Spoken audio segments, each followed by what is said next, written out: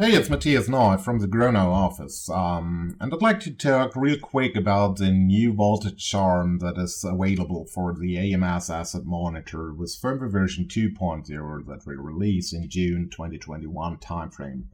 So about the voltage charm, this voltage charm is a flexible voltage input charm for dynamic measurements, and what you see on screen right now is I already started and connected to my asset monitor and showing you the screen from charm section, and on slot number 5 you see that I have one voltage charm available over here. Now with clicking onto the charm you see that this charm is not configured already, and this is what we're going to do now with clicking on the configure button over here.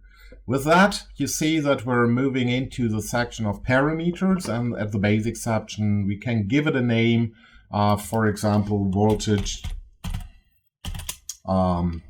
You have optional parameters available for description of the measurement, for cabling numbers, cable IDs, so whatever is required. But from the detailed section that I'm showing right now, you see that this charm can be used for either showing the result finally as a voltage as well, but it could be measuring velocity or displacement as well. And this is vibration, velocity, vibration, displacement, coming from any type of dynamic signal sensor that's providing a voltage into the input of the of the voltage charm finally. So from voltage perspective, as you see that the unit will be voltage only. Evaluation could be either zero peak, peak to peak, RMS. The sensitivity of a so-called voltage sensor can be added over here or entered over here. We have some filtering, frequency range filters. So if it is a low frequency signal, you can start with 1 hertz from there on up to 600, or if it is a high frequency range, it starts at 10 hertz up to 3 kilohertz. So the DC bias voltage, which is the DC offset inside of the signal, around this DC voltage, the waveform will be pulsating. And this is just set up over here. It's a kind of channel OK recognition that's built into the charm. And this is a DC bias range. If the overall voltage goes out of this range that is configured over here, you will get an identification, an indication by the asset monitor directly as a kind of warning and information shown on screen. Then the measurement range finally can be set up. So for now it is set up to 60 volts. Let's enter 20 over here. And if the measurement range plus minus is 20 volts, I guess the display range should be around about 40 volts as well. So this would be the first option, to use it just as a voltage measurement and providing the result as voltage. But for example, if we are having an electrodynamic sensor, so a so-called velometer, a velocity sensor, then this could be a velocity measurement, where the unit automatically moves to millimeters per second. Can be inch per second as well. You can easily choose that from here, depending on what type of sensor you have, which data you got from the datasheet. Evaluation could be chosen, zero peak, peak to peak, and RMS for sure as well.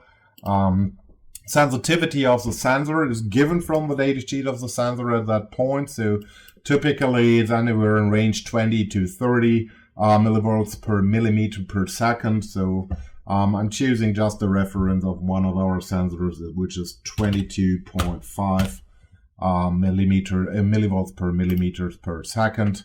From filtering, I'm just thinking about low frequency applications here. There is DC voltage range for not getting any influences, any alarms coming out of that. And measurement range should be around 50 millimeters per second plus minus, which would be 100 if I'm going peak to peak, but I'm still having zero peak, so that's more than I need from here. And this would be set up for a velocity probe. And third, last but not least, the third option here is to go with a displacement measurement, which would mean you're connecting an eddy current measurement chain, for example.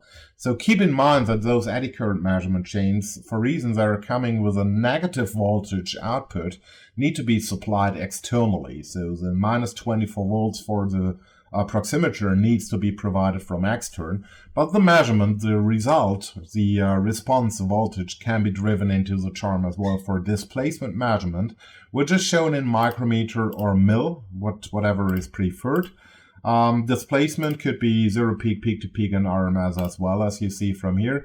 Sensitivity, as I'm using an example of a 5mm probe, which would be 16 millivolts per micrometer in sensitivity. Filtering could be set up identical to what can be set up for the voltage and the velocity sensor as well.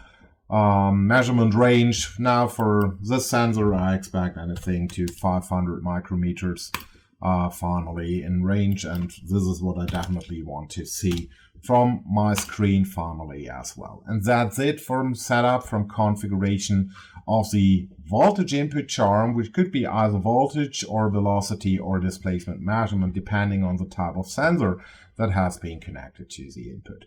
The last thing to do now is pressing the save button, and you see that this brings the charm into functionality anyhow. Now it's tuning the phase real quick, and after that you will see that it goes into function. I'm starting my demo in between to bring in some data.